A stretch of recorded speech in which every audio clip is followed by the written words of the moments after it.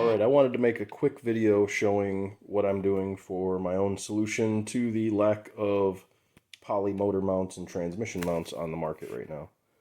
So for the transmission mount, I mentioned in part 2 of the Bad Grandpa build that I added these split collars to the semi-solid motor mount since my original one was already collapsing.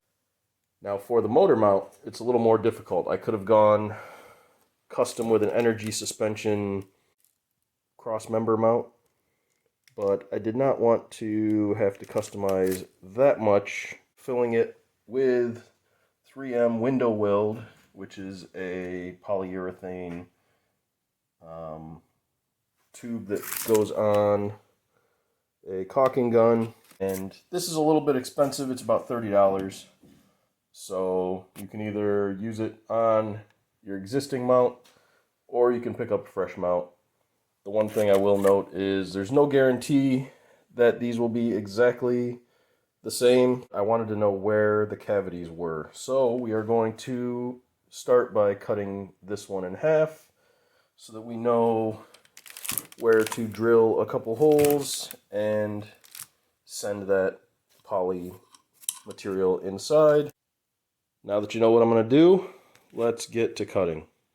Shut up and sit down.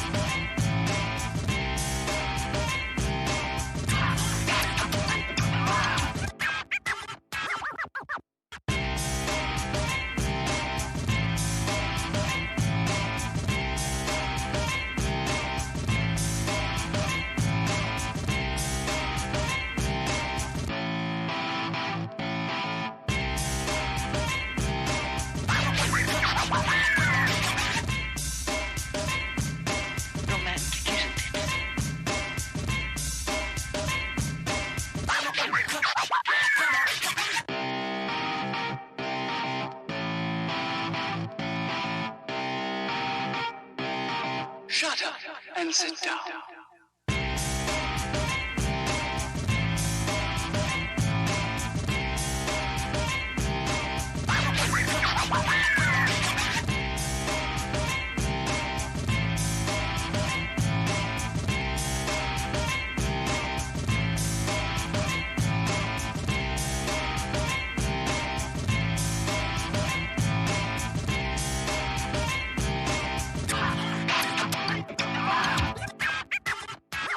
Okay, and here is the aftermath of all that fun. Obviously, I should get a hold of a bench vise at some point. This is the smaller piece that I cut off. I tried to stay off to one side of the bolts so that I could not have to deal with going right down the center, and also stay offset of this lower mount bolt as much as I could. So you can kind of see here, these pieces came out separate,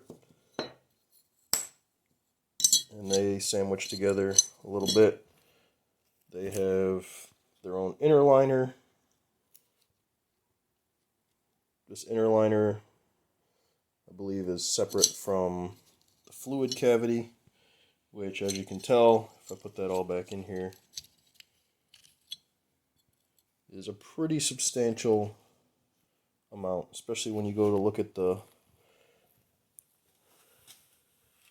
You saw all the fluid that drained out, and that is a huge cavity that we are going to have to fill in. If we go to our new mount, it looks like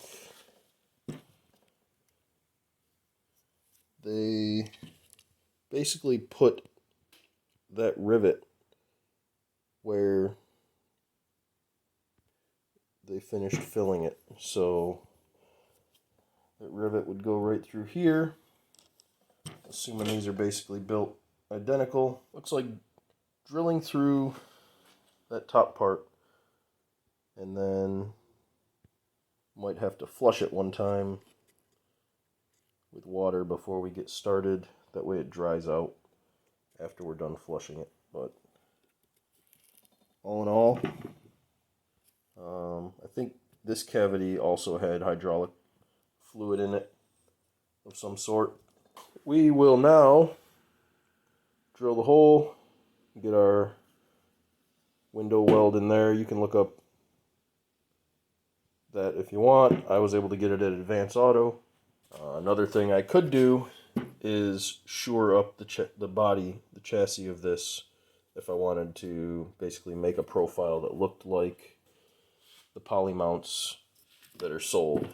My main concern was seeing where I needed to drill to do that. I think I'm also going to go up in that center opening where this bladder is also at.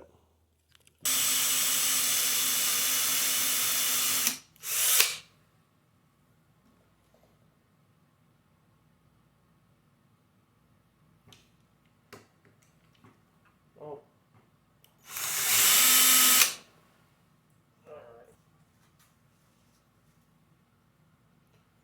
So minus that little bit.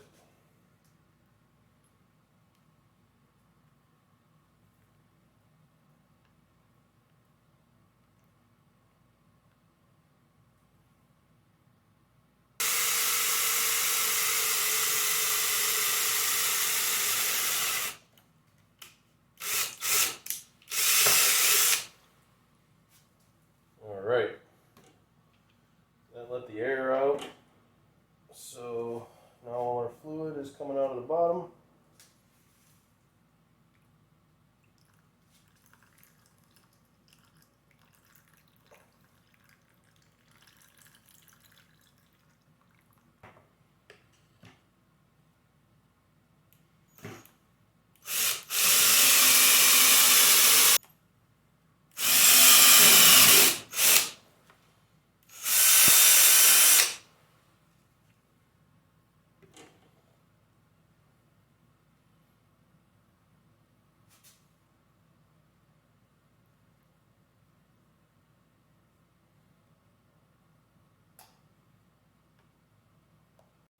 Alright, I cleaned the inside out.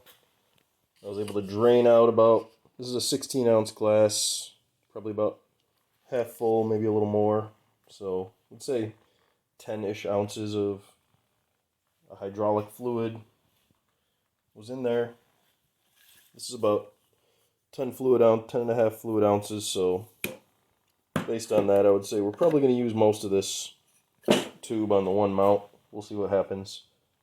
I've got 4 holes drilled. I did both upper corners because as you can see the upper corners are just rubber and there's going to be some pockets of air up there if I don't take care to make sure they're filled up. And then I've got a hole in the bottom and a hole in the top center. So just cleaned it out with some soapy water and regular water to let it dry. Put it in front of the heater duct. And now we will fill it with some urethane and let it harden for probably a day or two.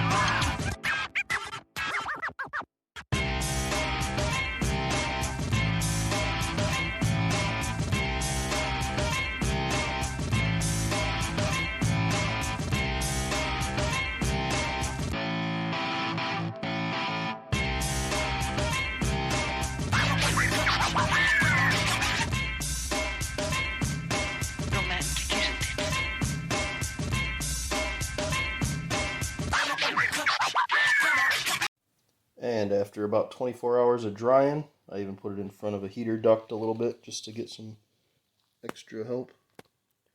You see that's all firm where I let it push out before I wiped it down out of the bottom. That little injection port firmed up solid, so it's ready. I cleaned that end off on both of these just so it's wiped down, and it's ready to go. We're gonna put the engine in.